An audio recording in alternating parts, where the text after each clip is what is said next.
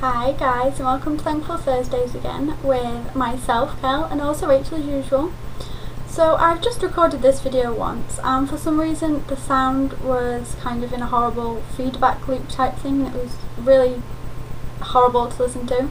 So I'm going to have to record it again, and because it's getting a little bit late I've had to put the the internal overhead light on, which kind of makes me look a bit orange, but that doesn't matter. Hopefully the sound will be better, and that's more important. So we actually have a new rota now, and that was created by the lovely Ariel, and I really like the rota that's for the next 3 weeks, so I'm quite excited. The topic that Rachel and I have for today is the sexualisation of young girls and the focus on beauty or size in young girls and how this affects their well-being. So hopefully, as you guys know by now, I try to avoid talking specifically about eating disorders in relation to body size, in relation to the media and beauty and things like that, because I think it really detracts from the seriousness of eating disorders, and it just makes it sound like an extreme diet, and people just generally take it much less seriously, and it's just feeding that stereotype that there kind of is around eating disorders, and I really dislike that.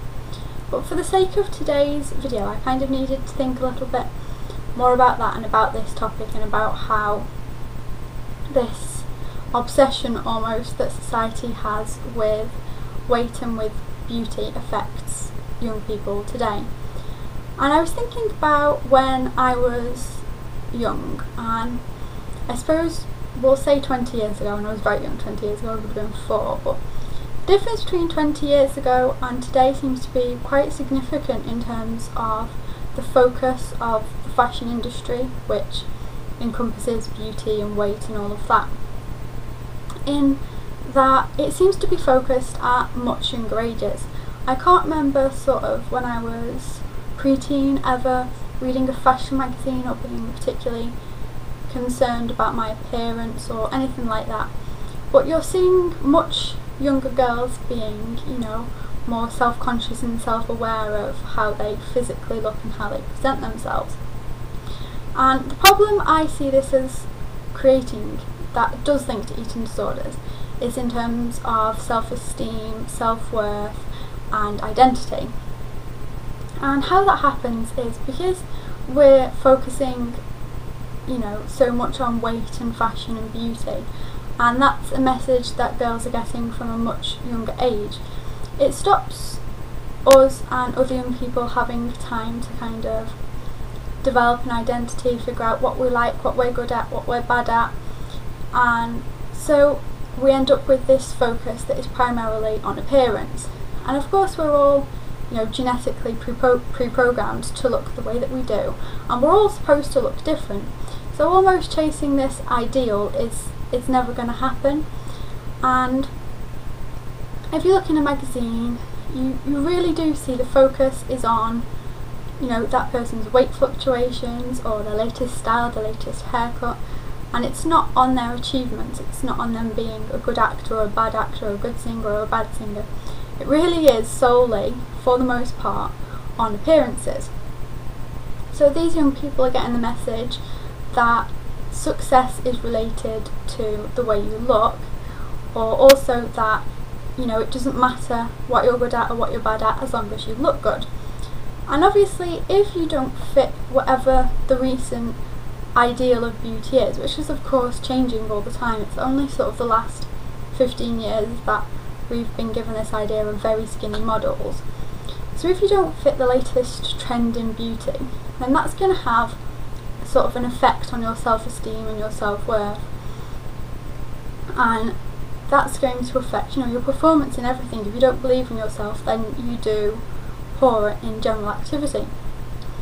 So all this focus leads us to also believing that if we're not happy with something, that the way to change it is to change something physically. It's to get a haircut and we'll feel better about ourselves, it's to lose some weight and we'll feel better about ourselves, and it's never focused on things that we can achieve. We don't tell young people, or certainly magazines don't tell young people, to figure out what you're good at, and that's what makes you a great person, that's what makes you a beautiful person.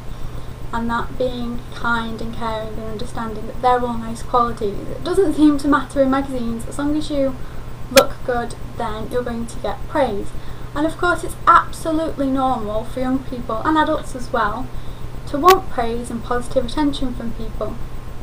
So if we have to get that through changing our body, then you can understand how young people might choose to do that. Now, like I said, I don't think that necessarily results in an eating disorder. It can certainly contribute to it, but more what it does is it affects your self-esteem and your self-confidence and your understanding of what success might be and your development as a person, because if you're so focused on your weight and your appearance, you don't have much time for anything else. I wanted to relate this back to eating disorders a little bit, and I was quite conscious when I kind of went into eating disorders treatment that I'd been focusing on my body as a way to change, to feel better about myself. An idea that I can only assume I got from magazines, because they tell you, or if you don't feel good about yourself, use this latest diet and you'll feel better about yourself. That's kind of the message that we're getting. That certainly isn't why I developed an eating disorder, but you know, you can understand where I got the message that changing something physically would help me feel internally better.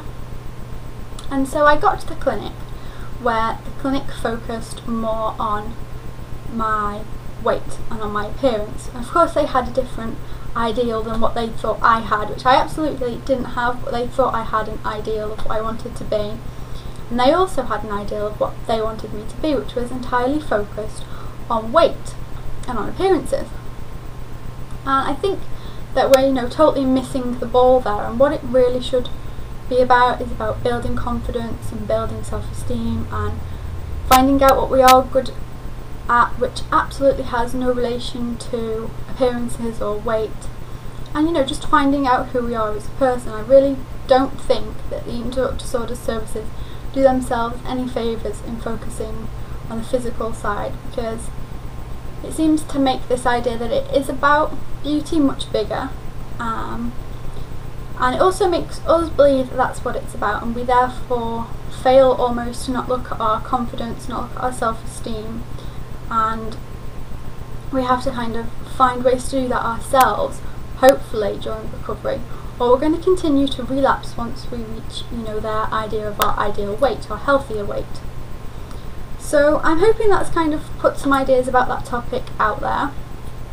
I much preferred the video I did before, but unfortunately the sound was absolutely horrible. So anyway, I'm going to leave it there, and I'll speak to you all next week, guys. Take care. Bye.